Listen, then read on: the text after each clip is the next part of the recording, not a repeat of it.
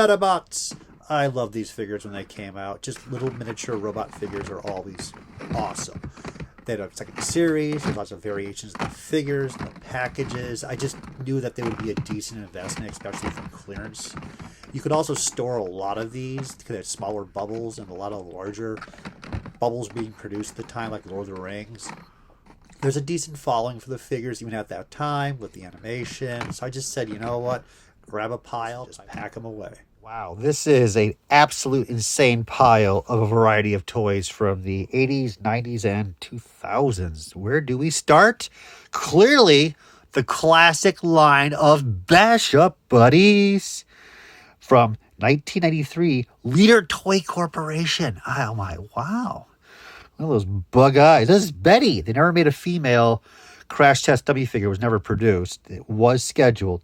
This is a bootleg, and that's why I picked it up. I was just shocked to find something like this. And it's a very difficult and rare piece to find. You can see how just bootleggish, but a real strong effort to make a decent toy line here. I wonder how these were sold. What stores picked these up? Betty and Bob Bash Up Buddies. That's a little bit creative, more than I expect for a bootleg line. Betty and Bob. Tell me more about your Betty and Bob. No idea on the value. For me, Crash Test Dummies, I don't collect, but I'm curious if this has any value. So let it go. I can document the photos with the Mighty Bots.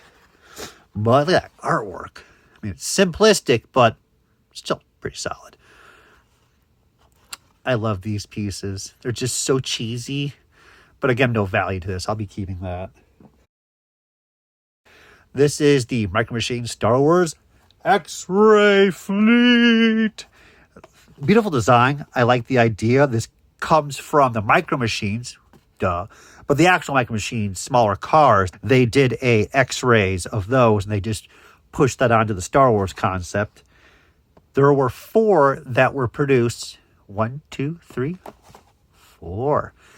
But if you guys did not know, there's a very late release of, I believe, 3 or 4 more X-Ray Fleet. And most of them were issued U.S. packages in Asia. So when I go to Japan, I keep an eye out for the small transforming heads as well as these X-Ray Fleet, because the final series was mostly released in Japan, other parts of the world as well, and you can get them for nothing. So I probably could pick this up in Japan, or the rarer one, for $3. It's much more tougher now. They're on the ball, sadly. I used to love walking to the store and be like, I'll buy all that, no problem. Like, oh, thank God we're getting rid of that junk. Nobody wants Star Wars here.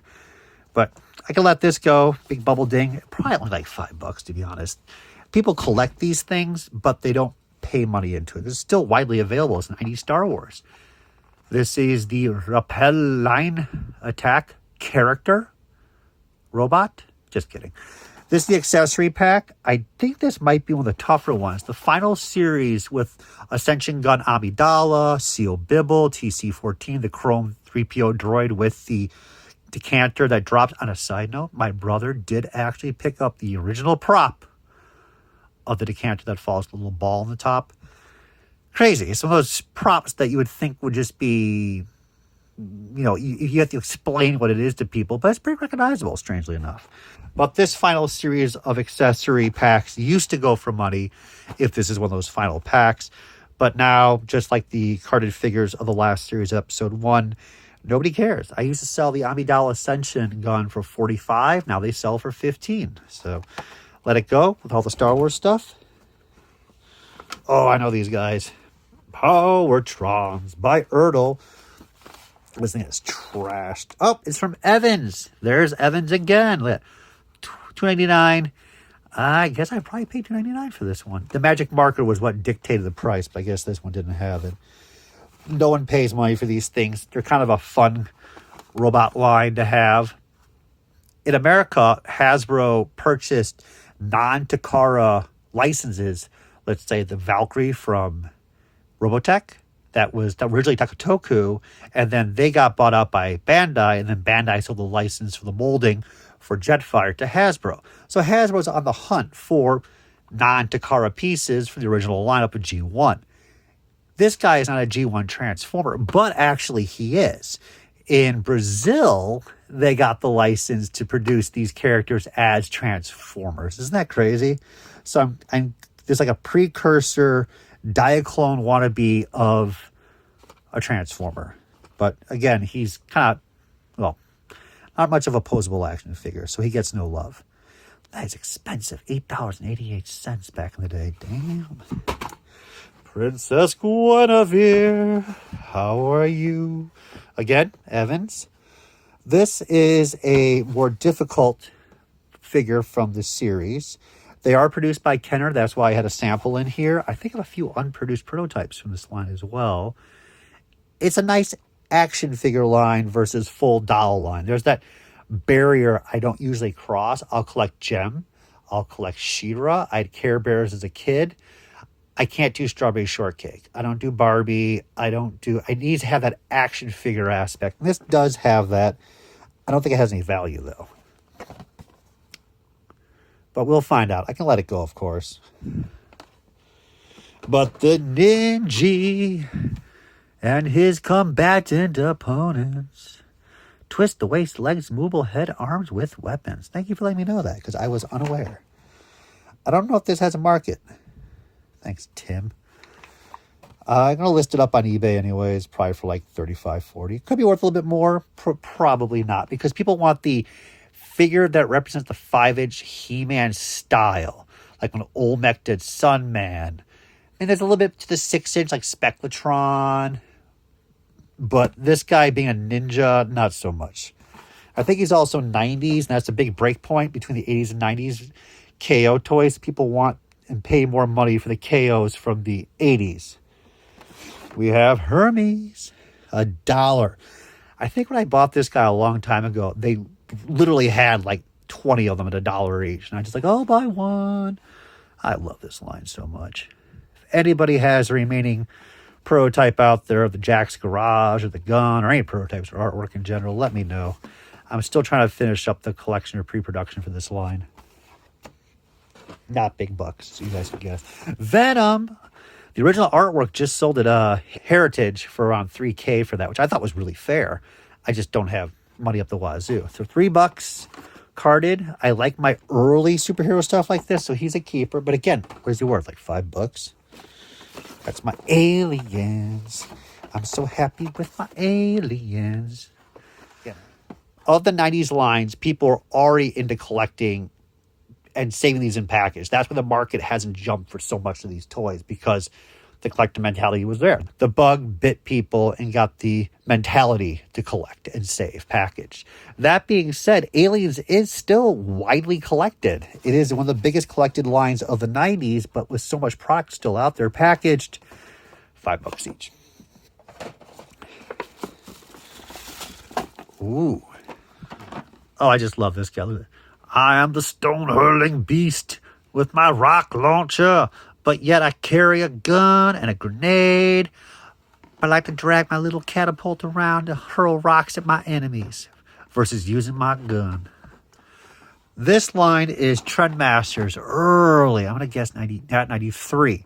So Trendmasters was in its infancy before it got any of those larger licensed lines like Lost in Space or Godzilla. These are difficult. These would only have been issued in just short amount of bursts at some stores, probably KB Toys. So I picked this up a long time ago, but I thought it was just a very funky, cool dinosaur toy. 3 different characters, as you can see. I only have my one here. And it's just, again, crazy world it is. That we have come from, hey man, that's a really cool, funky dinosaur toy action figure. Difficult, but hey, who cares? I looked one of these up on eBay. Guy is asking $300 just for the loose figure. What happened? And this happened with Muscle Mutts. So when I bought this, I believe I bought this at the same time as I bought 2 packaged Muscle Mutts at an antique mall, like in the mid-2000s. And they were like $5 each. And I thought they were neat. They were fun. Yeah, I sold them for $2,000 each. Crazy world. We are coming down to Tycho RC power chargers. This is pretty cool.